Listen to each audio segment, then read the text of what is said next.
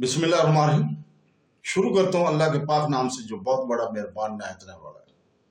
دوستو، بہنوں، بھائیوں، بزرگوں، السلام علیکم۔ تاریخ اسلام کی قسط نمبر 232 میں ہم آپ کو خوش آمدید کہتے ہیں، اور اس میں ہم بیان کر رہے ہیں کہ بغاوت کردستان، ادھر طبرستان کی بغاوت ابھی فروغ نہ ہونے پائی تھی کہ نواح موصل میں جعفر بن فہر نامی ایک کردوں کا ایک گروہ کثیر اپنے گرد جمع کر کے علم بغاوت بلند کر دیا۔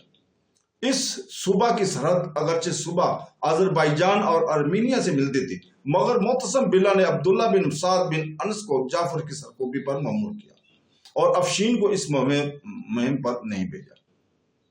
عبداللہ بن سعد نے پہنچ کر صف آرائی شروع کی۔ ان لڑائیوں کا سلسلہ سن 224 ہجری کو ختم ہونے پر بھی ختم نہ ہوا۔ آخر معتصم باللہ نے اپنے ایک سپہ سالار اطاخ کو نہایت زبردست لشکر کے ساتھ روانہ کیا اور جعفر بن فہر لڑائی میں مارا گیا۔ اس کی ہمراہی گرفتار اور مقتول ہوئے۔ یہ بغاوت بھی غالباً افشین کے اشارے سے ظہور پذیر ہوئی تھی، جو سن 225 عیسوی میں ختم ہوئی۔ افشین اپنے ایک رشتہ دار کو جس کا نام منگجور تھا اپنا قائم مقام بنا کر اور آذربائیجان کی حکومت سپرد کر کے خود دار خلافہ میں سکونت پذیر تھا۔ منگجور کو آذربائیجان کے کسی قصبہ میں ایک خرمی کا بہت سا خزانہ مل گیا۔ منگجور نے اس کی اطلاع خلیفہ کو نہیں کی اور خود اپنا قبضہ کر لیا۔ معتصم باللہ کے پرچہ نویس نے اس کی اطلاع معتصم باللہ کو دی۔ منگجور کو اس کا حال معلوم ہوا تو وہ پرچہ نویس کے قتل پر آمادہ ہو گیا۔ پرچہ نویس نے باشندگان اردبیل سے پناہ طلب کی۔ اہل اردبیل نے منگجور کو اس حرکت سے باز رکھنا چاہا تو وہ ان کے بھی در پہ قتل ہو گیا۔ معتصم باللہ کو جب یہ حال معلوم ہوا تو اس نے منگجور کی معزولی کا فرمان افشین کے پاس بھیج دیا اور بغا کبیر کو بجائے منگجور کے ماہ فوج آذربائیجان کی طرف روانہ کر دیا۔ منگجور یہ سن کر کہ میں معزول ہو گیا ہوں اور میری بجائے بغا کبیر آ رہا ہے، بغاوت پر آمادہ ہو گیا۔ اردبیل سے نکل کر مارکا آرا ہوا۔ اس لڑائی میں منگجور کو شکست ہوئی اور بغا نے آگے بڑھ کر اردبیل پر قبضہ کر لیا۔ منگجور فرار ہو کر آذربائیجان کے کسی ایک قلعہ میں قلعہ بند ہو کر بیٹھ رہا۔ تقریباً 1 مہینہ قلعہ بند رہا۔ آخر اس کے ہمراہیوں میں سے ایک شخص نے بحالت غفلت اس کو گرفتار کر کے بغا کبیر کے سپرد کر دیا۔ بغا کبیر اس کے لیے ہوئے آمرہ میں واپس آیا اور خلیفہ معتصم باللہ کی خدمت میں پیش کر دیا۔ خلیفہ نے اس کو جیل خانے بھجوا دیا۔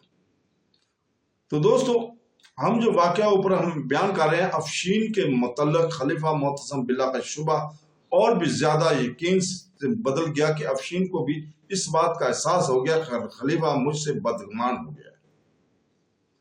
چنانچہ افشین نے دار خلافہ سے نکلے اور بھاگ جانے کی تدبیریں سوچنی شروع کر دی۔ اول اس نے ارادہ کیا کہ میں خود اپنا صوبہ آذربائیجان اور ارمینیا کی طرف جا کر وہاں سے بلاد خزر کی طرف ہوتا ہوا اپنے وطن اشر و سونا ماورائے النہر چلا جاؤں، لیکن اس ارادے میں اس لیے کامیابی نہ ہوئی کہ خلیفہ معتصم باللہ نے منگجور کی جگہ خود اپنی طرف سے افشین کا قائم مقام تجویز کر کے بھیج دیا تھا، اور افشین جانتا تھا کہ آذربائیجان میں محفوظ نہیں رہ سکتا۔ آخر اس نے ارادہ کیا کہ میں خلیفہ اور تمام اراکین و سرداران سلطنت کی ضیافت کروں، تمام دن ان لوگوں کو کھانے پینے میں مصروف رکھوں، شام ہوتے ہی نکل جاؤں گا اور پھر کسی کے ہاتھ نہ آؤں گا۔ وہ کوئی مشکل رائے قائم نہ کرنے پر پا رہا تھا کہ اتفاقاً اس کے اپنے رازدار خادم پر کسی وجہ سے غصہ آیا اور اس کو سخت سست کہا۔ اس خادم نے فوراً اتخاق کے پاس آ کر افشین کے تمام ارادوں کو اطلاع کر دی۔ اتخاق اس وقت خادم کو لے کر خلیفہ معتصم باللہ کے پاس آیا اور کہا کہ افشین فرار ہونے کی تیاری کر رہا ہے मोहतसिम बिल्ला ने इसी वक्त अफशीन को तलब किया और दरबारी लिबास अतवा कर कैद खाना में भिजवा दिया और किसी किस्म की कोई बेताबी जहर नहीं की। इसके बाद खलीफा मोहतसिम ने फौरन अब्दुल्ला बिन ताहिर गवर्नर खरासान को लिखा कि तुम फौरन अफशीन के बेटे हसन बिन अफशीन को, जो मादरल नहर के इलाके का वाली और अशरसोना में एक मुकीम है, गिरफ्तार करके भेज दो। हसन बिन अफशीन अक्सर नो बिन असद बखरा की शिकायत किया करता था। अब्दुल्ला बिन ताहिर ने हसन बिन अफशीन को लिखा कि हमने बुखारा की हुकूमत भी तुमको सुपुर्द की, तुम बुखारा में जाकर और हमारा ये हुक्म दिखाकर नो बिन असद से बुखारा की हुकूमत का चार्ज ले लो।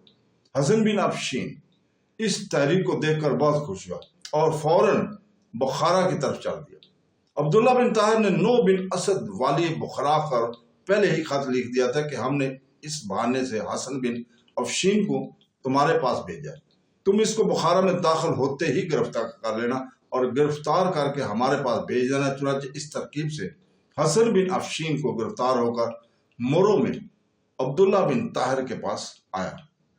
अब्दुल्ला बिन ताहिर इसको मोहतसिम बिल्ला की खिदमत में रवाना कर दिया। जब हसन बिन अफशीन गिरफ्तार होकर आ गया तो खलीफा मोहतसिम बिल्ला ने अपने वजीर आजम मोहम्मद बिन अब्दुल मालिक, काजी अहमद बिन अबी दाऊद, इसहाक बिन इब्राहिम और दूसरे अरकाने सुल्तानत की जमात मुरतब करके हुक्म दिया कि तुम सब मिलकर अफशीन के मामला की तहकीकात करो और वो जिस सजा का मुस्तहिक हो वही सजा इसको दो। अगरचे खलीफा मुहतसिम बिल्ला अपने हुक्म से इसे फौरन कत्ल करवा सकता था, लेकिन इसमें अंदेशा था कि कहीं दर पर्दा बाज सरदार इसके शरीक एक साजिश ना हो, लिहाजा इसने ये नहायत आकलाना रोश अख्तियार की। इस तरह अफशीन के कत्ल पर फौज में किसी किस्म का जोश मोहतसिम के खिलाफ पैदा नहीं हो सकता था। मोहतसिम बिल्ला अफशीन की बदनीति से खूब वाकिफ हो चुका था और जंग बाबर के दौरान ही में इसको इस बात की इतला हो चुकी थी कि अफशीन अपने बेटे के पास, जिसको वो पहले से अपना वतन अशरसाना का अमल मुकर्रर करवा चुका है, शाही माल और असबाब चुरा कर और छुपा कर भिजवा रहा है। लेकिन इस वक्त अफशीन एक ऐसे दुश्मन के मुकाबला पर मार का आ रहा था जो 20 साल से मगलूब ना हो सका था, लिहाजा मोहतसिम बिल्ला बिल्कुल खामोश रहा। जंग बाबर की कामयाबी कोई मामूली कारनामा ना था, लिहाजा जंग बाबर के बाद अफशीन को इनाम और इकराम से महरूम रखना और इसकी बददियानती का मुआखज़ा करना खुद मोहतसिम बिल्ला के लिए जहर बलाल का हुक्म दे रखता था और इसकी बदनीति और कदरदानी की शोहरत को कोई ताकत नहीं रोक सकती थी। नीज ये कि अफशीन के निस्बत इस्लाह की भी तवक्को थी, मगर जब अफशीन के बदखदूत और तर्ज से अमल ने इसकी गद्दारी को साबित कर दिया तो मोहतसिम बिल्ला के लिए ये मुनासिब था कि जो इसने किया। वजीर आजम और दूसरे सरदारों की मजलिस ने अफशीन के मुकदमा को बड़ी एहतियात और बाकायदगी के साथ सुना और तहकीक करना शुरू किया। कैद खाने से रोजाना अफशीन इस कचहरी में लाया जाता और इसकी मौजूदगी में गवाहों के बयानात और सबूत के कागजात पेश किए जाते। माजियार जो अब तक कैद में था अफशीन के सामने लाया गया। अफशीन के खतूत अफशीन को दिखाए और सुनाए गए। अफशीन ने सबका इकरार किया और माजियार को भी साफ साफ हकीकत बयान कर दी। फिर अफशीन के मुतालिक वो बातें पेश हुई जिनसे इसका मुनाफिक होना साबित हुआ। मसलन इसका कुरान, मसाजिद और आमा मसाजिद की बेहुरमती करना, जरदश्ती सहीफों की रोजाना तलावत करना और इनको हम वक़ात अपने साथ रखना, इस्लाम और हज़रत सल्लल्लाहु अलैहि वसल्लम की शान में गुस्ताखी करना और बज़ाहिर मुसलमानों में शामिल रहकर नमाजें भी अदा करना, शायर इस्लामी पर अमल रहना।